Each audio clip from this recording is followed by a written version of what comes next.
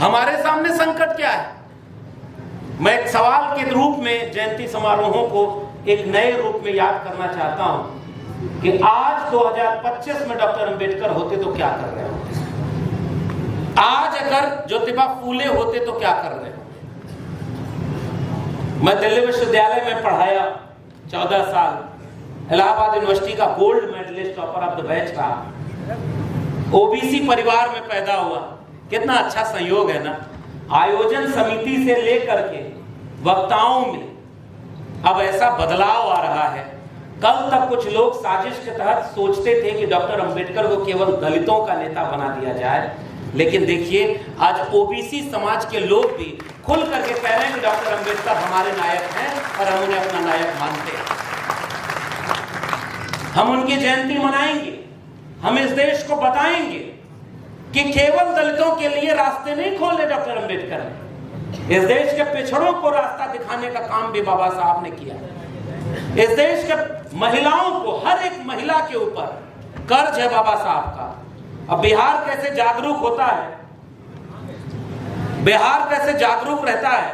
हम मंच पर बैठे थे और एक शख्स ये यादव शक्ति पत्रिका ले आए। इसके नाम से कंफ्यूज मत होइएगा कि केवल यादव निकालते हैं या यादवों के लिए निकालते हैं। यादव महासभाओं में ये पत्रिकाएं शायद न मिले आपको, लेकिन ये एक वैचारिक पत्रिका है, इसका अपना एक इतिहास है।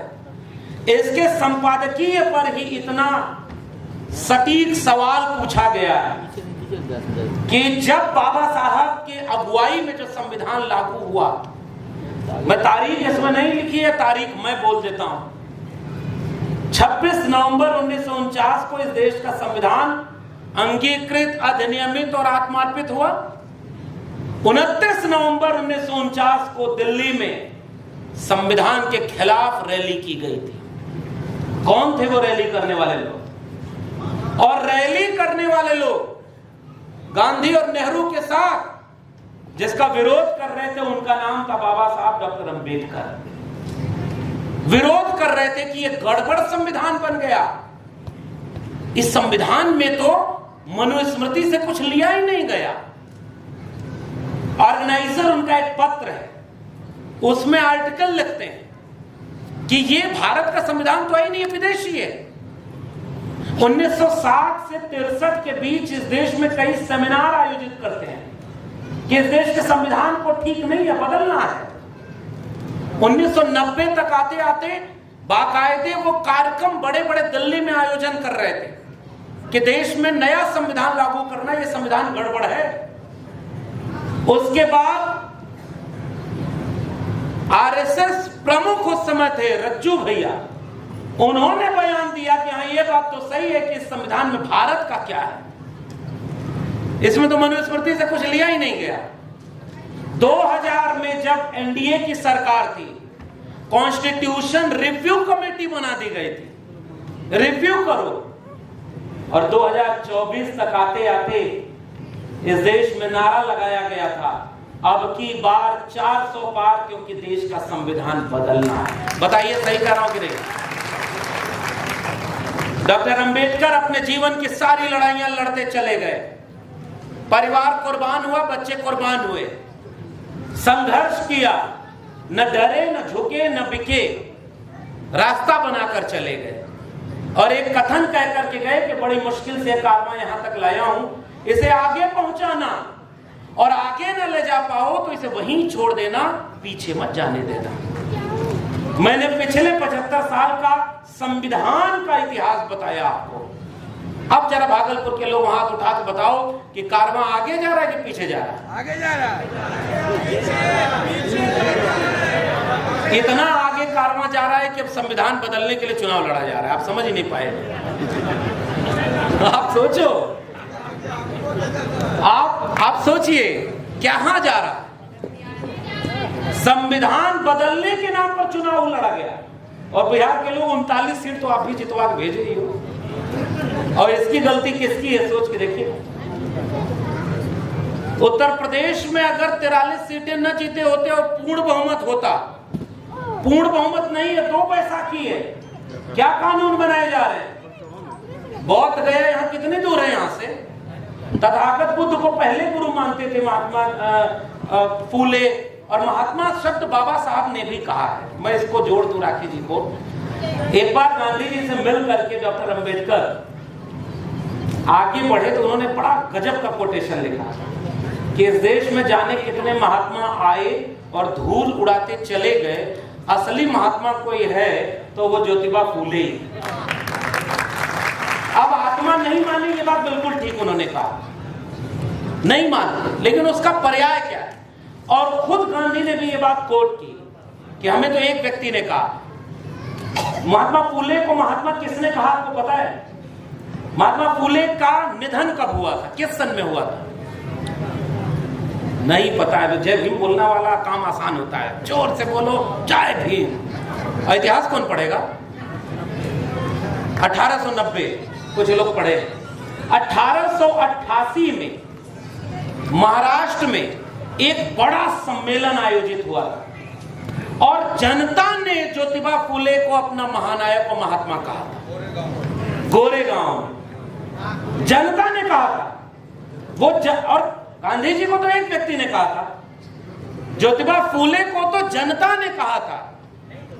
जैसे ये हिस्टोरिकल फैक्ट है, महात्मा फूले को याद कर रहे हैं हम। ज्योतिबा फूले किस चीज की लड़ाई लड़ रहे थे? शिक्षा की। और शिक्षा पर पहले वो पूरी बात कह दी गई है, आप भी अगर यहां से लौटिएगा, आयोजन करने का मतलब केवल ये थोड़ा है कि हमें तो बुलाया, हम अच्छा अच्छा भाषण दे लेंगे, सम्मान मिलता है, कितना अच्छा लगता है, आप भी आए हैं, सुनते हैं, लेकिन इसके बाद क्या होता है? यहां से लौटने के बाद क्या होगा? आप तो कन्विंस लोग हैं। इस तरह के कार्यक्रमों की समस्या क्या है पता है? जो समझदार हैं उन्हीं को एक दूसरा समझदार समझा रहा है। आप सब समझदार हैं, आप सब जागरूक हैं। अगर जागरूक और समझदार नहीं तो यहां नहीं होते। अब आप ही को हम कितना समझाएं कि डॉक्टर अंबेडकर ने ये किया, महात्मा फूले ने ये किया, उन्होंने ये किया। अरे आपको पता है अधिकांश बातें, हम नई बात नहीं जोड़ पाएंगे। और नई बात पढ़नी है, निकलते समय जितना थैली में पैसा ले आए होंगे, किताब उतने की खरीद करके ले जाइए और गांव गांव बांटिए, तब हमको लगेगा कि हाँ आप वैचारिक चीज को आगे बढ़ाना चाहते हैं। उस किताब में सारी कहानी लिखी है और डॉक्टर अंबेडकर पर हजारों किताबें लिखी हैं। ज्योतिबा फूले की गुलामगिरी गेट पर मैं आया तो वहीं एक शख्स लेकर के कह रहा था इसके साथ फोटो खिंचवानी। आप पढ़िए ना गुलामगिरी में क्या लिखा है। उसके लिए हम भाषण में क्यों समय खर्च करें? लेकिन हम किताब नहीं खरीदते। सुनना आसान होता है, क्या ये जिम्मेदारी आप निभाएंगे कि ये किताबें और इतना पैसा तो पढ़ लिख करके जिन्होंने फायदा। डॉक्टर साहब ने जब ये वाक्य बोला ना कि हमने समाज से फायदा लिया, अब मैं पे बैक टू सोसाइटी करना चाहता हूं और हम इसलिए टीम बनाकर ये काम कर रहे हैं, तो पे बैक टू सोसाइटी तो आप भी करें, हम भी करें। विचारों की किताबों को खरीद करके खुद भी पढ़ें और छोटी छोटी जगहों पर बैठकर पढ़ें, उस पर चर्चा करें, और जो नहीं पढ़ा है उसको वो किताब गिफ्ट में भेंट किया करें। किसी जन्मदिन में जाएं, किसी के शादी में जाएं, किसी को भेंट करने घर पे जाएं, तो उसको महापुरुषों की जीवनी और अपने लोगों की किताबों को गिफ्ट करिए। वैचारिक कारवा कुछ ऐसे भी बढ़ाइए ना।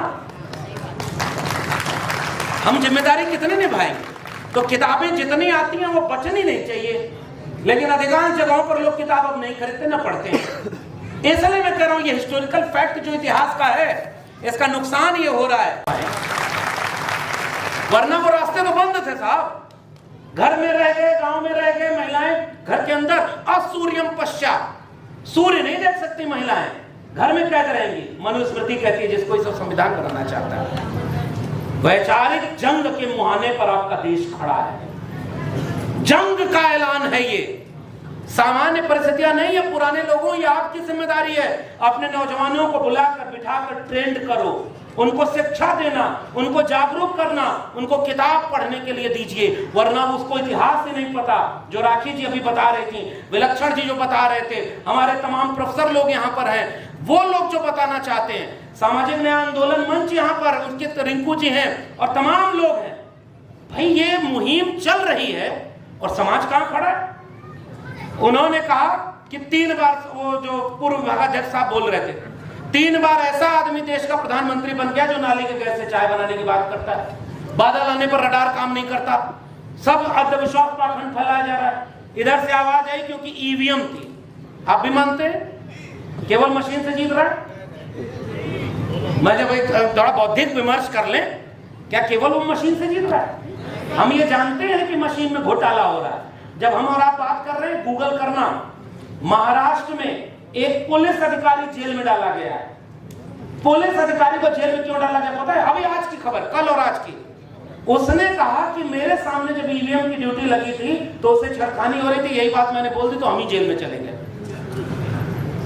लेकिन अभी भागलपुर के बौद्धिक लोगों, जागरूक लोगों, विद्वान लोगों, दिल पर हाथ रख के बताओ, क्या वो केवल ईवीएम से जीत रहा है? ईवीएम तो छोटी सी चीज है जिसमें आप अपनी नाकामी का ठीकरा फोड़ते हैं। ईमानदारी से सच बताइए, कितना जन आंदोलन आपकी सड़कों पर है जो उस तानाशाही और जातिवादी सरकारों के खिलाफ आंदोलित हैं आपके लोग। SC/ST में वर्गीकरण हुआ, 4 दिन आंदोलन हुआ, उसके बाद क्या हुआ? दिल्ली देश भर के विश्वविद्यालयों में NFS हो रहा है, कुलपति बनने में रिजर्वेशन लागू नहीं है। सुप्रीम कोर्ट और हाई कोर्ट में पिछले 10 साल में 78% केवल अपर कास्ट के लोग जज बने। मीडिया में ऑक्सफैम की रिपोर्ट बताती है कि 121 पदों में एक भी आदिवासी नहीं, 1 दलित, 2 OBC। आप हैं कहां और किसके लिए आप आंदोलन सड़क पर कर रहे हैं? जरा हमको दिल पर हाथ रख के बताइए। आपका आंदोलन अगर सड़क पर होता, देश का बहुजन समाज जागरूक हो गया होता कि उसे हिंदू राष्ट्र नहीं चाहिए, उसे बाबा साहब के संविधान का राष्ट्र चाहिए, और वो संविधान का राष्ट्र बनाने के लिए आंदोलन कर रहा होता, उसके बाद में वो चुनाव जीतता, तब मैं मानता कि ईवीएम की वजह से जीत रहा है। केवल ईवीएम हैक नहीं हुई है, हमारा दिमाग हैक कर लिया है उसने। असली लड़ाई उस दिमाग को खोलने से और उसकी गुलामी को मुक्त करने से लड़ी है। पिछली बार जब भागलपुर आए थे और इन नौगछिया वाला पुल पर गए तो 2.5 घंटा लगा। हमारे पास भी कोई विमान होता, उड़ के चले जाते, पुष्पक विमान टाइप का। आपको पता है, नौजवानों को पता होगा, एक आदमी सेलुलर जेल में बंद था तो भाजपाइयों ने कहा कि वो बुलबुल पर बैठ करके पूरा भारत घूम लेते थे और फिर काला पानी की सजा पाने वहां चले जाते। बताओ नौजवानों, याद है कि नहीं? है, ग्रोक से पूछ लेना, ग्रोक से। ग्रोक क्या है समझ रहे हो? एक बार क्लिक करोगे कि अंग्रेजों से माफी मांगने वाले का नाम बताओ तो तुरंत उसका नाम ग्रोक बता देगा। और सिलेबस में हो चाहे ना हो, अमेरिका ऐसी गाड़ी बना रहा है जो बिना ड्राइवर के चलेगी। चीन डीप सीक पे रिसर्च कर रहा है। जर्मनी शिक्षा मुफ्त कर रहा है अपने यहां। देश में विदेशी ताकतें ऐसा रॉकेट बना रही है जो जहां से प्रक्षेपास्त्र किया जा रहा है वापस वहां लौट जा रहा है। और भारत टेलीविजन पर बैठकर एक पाखंडी मंत्र फूंक के नारियल को हवा में उड़ा रहा है। फू, देखो हवा में उड़ गया, देखो फू, और उसमें सब ताली बजा रहे हैं। दिल्ली विश्वविद्यालय प्रोफेसर की डायरी मन करे तो पढ़िएगा, यही है। मेरे विश्वविद्यालय के एक डिग्री कॉलेज लक्ष्मीबाई कॉलेज, उसके प्रिंसिपल दीवार पर गोबर पोत रही है क्योंकि एसी नहीं है, तो गोबर पोत देने से वहां पर गर्मी नहीं लगेगी। हम कहां जा रहे हैं, दुनिया कहां जा रही है? डॉक्टर अंबेडकर ये भारत बनाना चाहते थे क्या? पाखंड और अंधविश्वास का भारत बनाना चाहते थे डॉक्टर अंबेडकर। और मैं क्यों बार बार कर रहा हूं नौजवान यहां नहीं है? तो नौजवान पाखंडों के बीच में बैठा है और पाखंड की कथा सुन रहा है। आजकल बाबा सब बिहार में चुनाव है ना, तो चुनाव में ईडी सीबीआई बाद में आएगी, पहले प्रचारक आ गए हैं, धर्म के नाम पर प्रचार करेंगे और आखिरी वाक्य बोलेंगे देश का संविधान बदलना है, इसे हिंदू राष्ट्र बनाना है। बताओ बोलते हैं कि नहीं सबको ले आओ। एक वहां मध्य प्रदेश का है ना, 25-26 साल का बच्चा है, न पढ़ाई न लिखाई न डिग्री, और पूरे देश को पागल बना दिया। प्रधानमंत्री उसके यहाँ जाता है। ये बाबा साहब के सपनों का भारत बन रहा है। पर्ची निकालता है बैठ करके, और अपने भाई की पर्ची नहीं निकाला कि उसका भैया जेल में चला गया। मध्य प्रदेश का एक और पाखंडी है, वो पाखंडिया कहता है कि अगर आपका बच्चा पढ़े, डॉक्टर साहब लोग बैठे हुए हैं, विद्वान लोग हैं, ये लोग गलत जगह डॉक्टरी पढ़ लिए। आज तक डॉक्टर लोग इतना रिसर्च नहीं कर पाया कि अगर इस सेमिनार हॉल में गर्मी हो रही तो गोबर से लिपवा दिया जाए। ये तो पढ़ाई में नहीं है, लेकिन पढ़े लिखे लोग किताब से पढ़ रहे थे।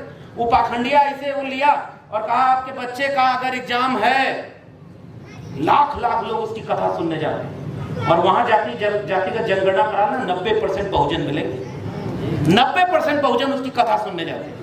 और कह रहा है कि अगर आपका बच्चा पढ़ाई में कमजोर है तो बेलपत्री लेना, उस पर शहद लगाना और एक जगह जाकर लगा देना, आपका बच्चा पास हो जाएगा। अखबार में खबर छपी, उसका अपना बेटा 8वीं में फेल हो गया। बाबा साहब के सपनों का भारत है ये।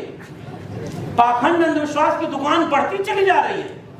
टेलीविजन पर बैठकर पाखंड फैलाया जा रहा है और साइंस एंड टेक्नोलॉजी के सिलेबस बदले जा रहे हैं। प्रोफेसर की डायरी में मैंने यही बात लिखी। आपको पता ही नहीं इस देश में वाइस चांसलर आपके बीच के नहीं है। कहां है वाइस चांसलर आपके? भागलपुर यूनिवर्सिटी है, कबाड़ा खंडहर बन गई और पता चलता है कि उसमें अंदर मूर्तियां बैठाई जा रही। जहां ज्ञान विज्ञान की बात होनी थी, पता है क्यों? क्योंकि एजुकेशन बजट कट कर दिया गया। प्रोफेसर की डायरी में मैंने लिखा कि जब भारत गरीब था तो फ्री में सबको शिक्षा देता था। अब भारत 5 ट्रिलियन इकोनॉमी बनने जा रहा है और शिक्षा बेच दिया है। न्यू एजुकेशन पॉलिसी 2020, उसने पता है क्या किया है? फंड जो जीडीपी का, टोटल जीडीपी का 2014 में एजुकेशन बजट 5.6%, 7% था। 2025 का एजुकेशन बजट टोटल जीडीपी का 2.6% हो गया, आधा। शिक्षा का बजट आधा हो गया और पाखंड का बजट बढ़ता जा रहा है। तो बताइए, बाबा साहब के सपनों का भारत बना पाओगे आप? बताओ भागलपुर से कितने लोग, कितने बच्चों को आप भेज पाए डीयू में पढ़ने, जेएनयू में पढ़ने और वहां पढ़ने? यहां जितना ये नफरती सब नेता घूम रहा है बिहार में, और क्या बोल रहा है बिहार में? आपके पूर्णिया और ये अररिया कितना दूर है? इससे हमारे ये जिले में रहना है तो हिंदू बन के रहना होगा। एक दूसरा त्रिशूल लेके घूम रहा है। आपके यहाँ अभी बाजार में, भागलपुर में चले जाइए, कथावाचकों का पोस्टर लगा हुआ है। आपका पोस्टर तो नहीं लग पाया, आप अपने पैसे से चाट के बैनर लगवा देते। एक और बात बताऊं, आलोचना अपनी बड़ी बुरी लगती है और मैं फिर से कह रहा हूं, डॉक्टर अंबेडकर ने जीवन में क्या किया, घंटों इस पर हम भाषण दे सकते हैं। सवाल इस बात का नहीं है कि डॉक्टर अंबेडकर को सच्ची श्रद्धांजलि ये है कि उन्होंने क्या किया ये याद किया जाए। सवाल ये है कि डॉक्टर अंबेडकर जो करके हमें दे गए, उसके लिए हम क्या कर रहे हैं, जरा हम अपने से पूछ लें। हम तो कहीं खड़े ही नहीं है साहब, हमारी आंखों के सामने सब बर्बाद हो रहा है और हम एकजुट नहीं हो पा रहे। ओबीसी से लड़ रहा है, पिछड़े को पिछड़े से लड़ा दिया, दलित को दलित से लड़ा रहे हो, फिर पिछड़े को ऊपर दलित का अत्याचार, दलित के ऊपर पिछड़ों का अत्याचार, ये बांट दिया हमको अपने 6000 जातियों में। हमारा आंदोलन कमजोर हो रहा है, हमारे कार्यक्रम कमजोर हो रहे हैं और हमारे नौजवानों को कोई तलवार हाथ में दे रहा है, जिस हाथ में उनको कलम पकड़ाने का सपना फूले ने देखा, अंबेडकर ने देखा, लोहिया ने देखा, शहीद जगदेव बाबू ने देखा। ये जगदेव बाबू की धरती है। क्या लिखा था उन्होंने? आज इस त्रिवेणी संघ की धरती है बिहार। और नौजवानों, मैं यहां हाथ उठवा दूं, अगर कितने लोग त्रिवेणी संघ के बारे में जानते हैं? 1933 में त्रिवेणी संघ बना। ओबीसी को अपना इतिहास नहीं पता। त्रिवेणी संघ की अगुवाई करने वाले ओबीसी थे और नारा 90% की एकजुटता का लगा रहे थे। ये है भारत, 90%, जिसमें एससी, एसटी, ओबीसी सब शामिल थे, अगुवाई कर रहे थे ओबीसी। तो जो फूले ओबीसी थे, उन फूले को घर घर पहुंचाने का काम तो इस देश के दलितों ने किया भाई, शेड्यूल कास्ट के लोगों ने किया है। इस बात को हमें उनके लिए थैंक यू बोलना चाहिए। अब कम से कम ओबीसी घरों में पता चलो कि एक माली का बच्चा आपके बीच का है। और अगर फूले न होते तो बाबा साहब बनना मुश्किल होता। अगर नारायण गुरु, संत कबीर, संत रैदास न होते तो फूले अंबेडकर न बन पाए होते। और अगर तथागत बुद्ध ने वो लड़ाई शुरू नहीं की होती तो पता नहीं हम सब कहां होते। तो ये एक श्रृंखला की तरह है, रिले रेस जानते हैं? पीछे कोई दौड़ा था, वो मशाल जलाकर आपको आगे पहुंचाया। उस मशाल को कोई, किसी कबीर ने आगे बढ़ाया, रैदास ने आगे बढ़ाया, संतों गुरुओं ने बढ़ाया, पलटू दादू, भीखा बुल्ले, शाह बाबा फरीद ने आगे बढ़ाया। फिर उस मशाल को आगे पकड़ा दिया तो किसी छत्रपति शाहू जी ने उसे जलाया, आगे बढ़ाया, किसी फूले ने, किसी अंबेडकर ने, किसी पेरियार ने। बिहार में आ जाओ तो त्रिवेणी संघ और अर्जक संघ ने उस मशाल को आगे बढ़ाया। संत सोपा ने बांधी गांठ, पिछड़ा पावे 100 में 60, समाजवादियों का नारा, जिसमें समता की चाह नहीं, वह बढ़िया इंसान नहीं, समता बिना समाज नहीं, जिन बिन समाज जनराज नहीं। दो बातें हैं मोटी मोटी, सबको इज्जत सबको रोटी। याद करना अपना इतिहास। ये इतिहास भूल गए नौजवानों को, हम बता ही नहीं पाते। अरे आप देखो ना क्या श्रृंखला है त्रिवेणी संघ, अर्जक संघ से बाबू जगदेव प्रसाद, कर्पूरी ठाकुर। बिहार के लोगों, अपने नायक पर बात करो। 100 में 90 शोषित हैं, शोषितों ने ललकारा है। धन, धरती और राजपाट में 90 भाग हमारा है, 10 का शासन 90 पर अब नहीं चलेगा। और जगदेव बाबू शहादत दे गए, मारा, अपमानित किया, इस दिन के लिए शहादत दे गए थे कि बिहार में 100 में 90 हमारा भाग लेने वाले। आज आरएसएस और बीजेपी भी आपके और हमारे परिवार के लोगों को अपना झंडा पकड़ा के बिहार में नेता बनवा रही। बताओ पहचान गए कि नहीं? मुरेठा पहचान में आया? मुरेठा कहाँ है? और जगदेव बाबू का सपना कहाँ है? अब नाम लेने की क्या जरूरत है? समझदार को इशारा कर, हम क्यों किसी का नाम लें? नाम तो फूले और अंबेडकर का लेंगे और किसी का नाम नहीं लेंगे यहाँ पर खड़े। लेकिन समझदार लोगों, आज के खतरे को आप अपने बच्चों को बता नहीं रहे। हम कार्यक्रम मनाते हैं तो 90% एक हो जाते हैं, और जब वोट डालने जाते हैं तो 90% 90 जगह पे वोट डालते हैं, और राज चाहते हैं कि हमारा तब वोट हमारा, राज तुम्हारा, नहीं चलेगा नहीं चलेगा। आप बटे हुए हो साहब, ईवीएम से नहीं वो जीत रहा। आप अगर 90% एक जगह जाओ, खड़े हो जाओ मुहर मार करके, किसी ईवीएम में इतना ताकत नहीं है कि 90% जनता के खिलाफ वो चुनाव जितवा दे किसी को। ये मैं दावे से कह रहा हूं। और जहां जहां ताकत है, यही उत्तर प्रदेश है, इसे उत्तर प्रदेश में 43 सीटों पे वो हार गए, हरा दी थी ईवीएम। आपके सामने इम्तिहान है।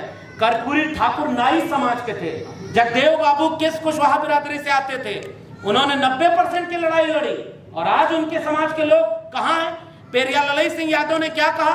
बलिदान न सिंह का होते सना, बकरे बलिवेदी पर लाई गए, न काटे टेढ़े पादप गए, सीधों पर आरे चलाए गए, विषधारी को दूध पिलाया गया, विषहीन सदा तड़पाए गए, और बलवान का बाल न बांका भया, बलहीन सदा तड़पाए गए।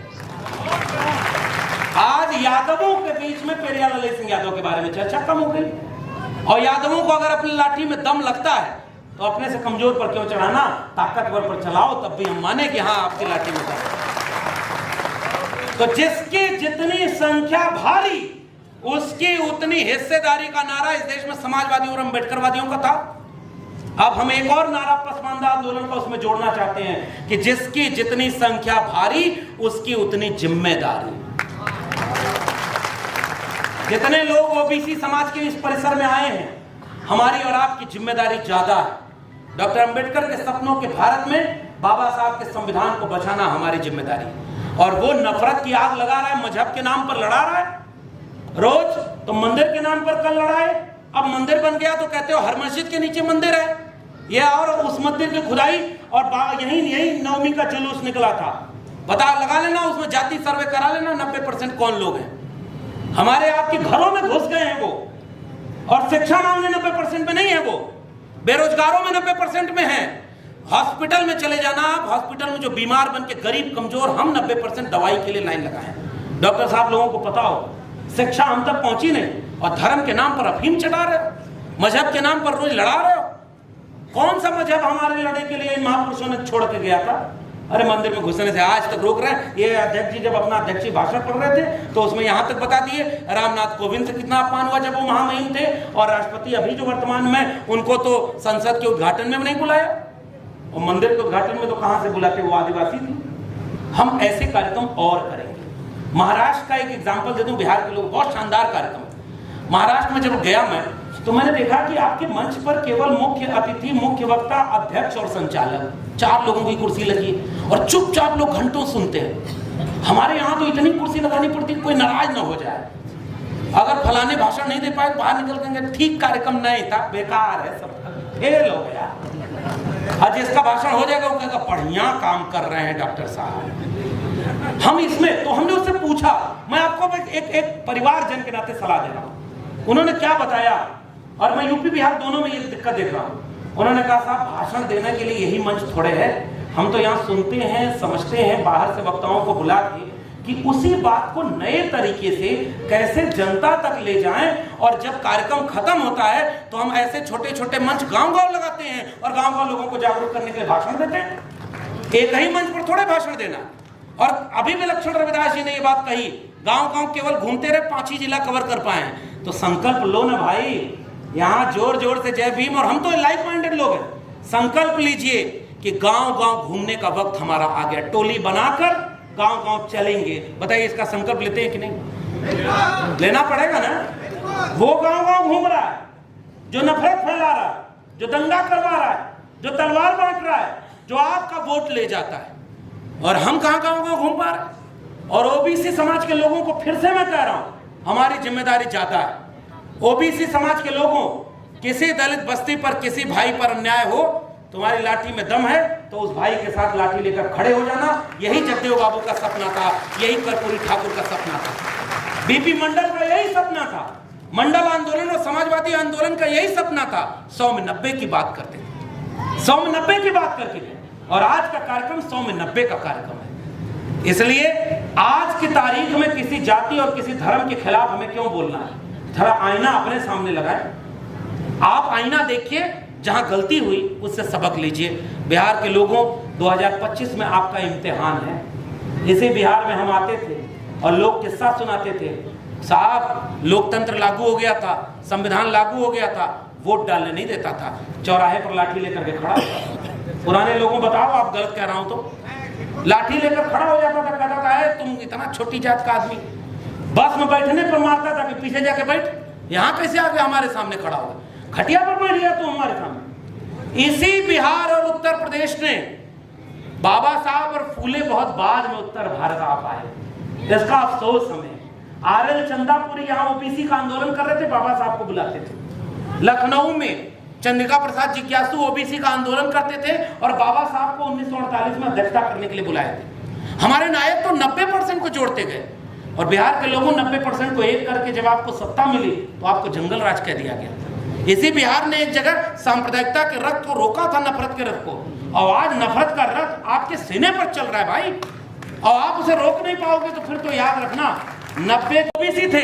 इस देश के ओबीसी को कब समझ में आएगा कि जाति के नाम पर उनको भी अपमानित किया गया है, हमें भी अपमानित किया। हमारा प्रोफेसर की डायरी में पढ़ना, मैं यूनिवर्सिटी टॉप कर गया तो बोला कि हीरो के बच्चे गाय भैंस चराना छोड़ के अगर यूनिवर्सिटी टॉप करेंगे तो हमारे बच्चे कहां जाएंगे। इसलिए गुमान में मत रहना कि तुम्हारी जाति बड़ी ऊंची है, और कुछ लोग आएंगे वो धर्म के नाम पर तुमको एकजुट करेंगे। उनसे कहना हमें कोई मतलब नहीं, हमारा अगर सबसे बड़ा कोई एक करने का टूल है तो बाबा साहब का संविधान है, और उस संविधान के नाम पर 90% लोग एक होंगे। इसलिए वक्त की ये जरूरत समझ लो, बिन पढ़े अब गुजारा नहीं है, न कोई साथी और न हुकूमत, कोई भी अब तुम्हारा नहीं है। तुम पढ़ो और पढ़कर लिखो सब, वरना तारीख बदली मिलेगी। अब कलम और कागज से बढ़कर दूसरा कोई चारा नहीं है। हमारा हथियार कलम है, और हमारे घरों के जो भटके नौजवान हथियार उठा रहे हैं उन सब के हाथ में कलम देना हमारी जिम्मेदारी है। हथियार तो यहाँ चलाया गया तब जाके बिहार में बराबरी की लड़ाई लड़ी है, कम लड़ा क्या बिहार के लोगों ने, और बिहार कहां आके वापस खड़ा हो गया। इसलिए मेरा निवेदन केवल इतना है कि आज फूले अंबेडकर जयंती समारोह आयोजित किया है, जाके बताना कि ओबीसी समाज के लोग कार्यक्रम किए और डॉक्टर अंबेडकर की जयंती मनाए। देखना मोहब्बत का पाठ ऐसे पढ़ाया जाता है, फूले के साथ अंबेडकर को जोड़ करके हम पढ़ाते हैं। हम कर्पूरी ठाकुर और जगदेव बाबू को याद करते हैं मंडल के साथ, इसलिए क्योंकि हम 90% को एक करना चाहते हैं। और अगर अब की न हम बचा पाए इस बिहार को तो उत्तर प्रदेश नहीं बचेगा, और बिहार और उत्तर प्रदेश नहीं बचा तो यह देश वापस मनुस्मृति मानने वालों के हाथ में चला गया। और अगर ये वापस चला गया तो इसको संविधान फिर कोई नहीं देने के लिए अम्बेडकर पैदा होगा। जिम्मेदारी हमारी है। अम्बेडकर अपने हिस्से की लड़ाई लड़कर गए, 25 साल बाद पीढ़ियां हमसे पूछेंगे कि तुम्हारे सामने उनका संविधान तार तार किया जा रहा था, तुम्हारे सामने लेटरल एंट्री, तुम्हारे सामने एनएफएस किया गया, तुम्हारे सामने आरक्षण खत्म किया गया, तुम्हारे सामने धर्म के नाम पर सांप्रदायिकता फैलाई गई, तुम क्या कर रहे थे? हम बताएंगे कि हम नौकरी बचा रहे थे, हम अपनी जान बचा रहे थे। नहीं साहब, उन पीढ़ियों को मैं बताऊंगा कि वो जब आग लगाई जा रही थी तो हम आग बुझाने वालों के साथ खड़े थे। और व्यक्ति के पीछे मत जाओ कि कोई लक्ष्मण यादव बड़ा अच्छा बोलता है। नहीं साहब, व्यक्ति अगर महत्वपूर्ण बना दोगे तो कल को बिक जाएगा, डर जाएगा, मार दिया जाएगा। जगदेव बाबू किसके लिए कह गए? पहली पीढ़ी के लोग मारे जाएंगे, दूसरी पीढ़ी के लोग जेल जाएंगे, और तीसरी पीढ़ी के लोग राज करेंगे। आज तीनों पीढ़ी एक के साथ सामने है, इसलिए व्यक्ति नहीं विचार हमारे लिए महत्वपूर्ण है। और कर्पूरी जगदेव का विचार, फूले अंबेडकर का विचार बिहार अगर 25 में बचा ले गया तो 27 में हम मिलकर बचाएंगे, और फिर पूरे देश को फूले अंबेडकर के सपनों का देश बनाएंगे। बहुत बहुत धन्यवाद। जय भीम, जय मंडल, जय संविधान। हर खबर का मतलब ब्रेकिंग न्यूज नहीं,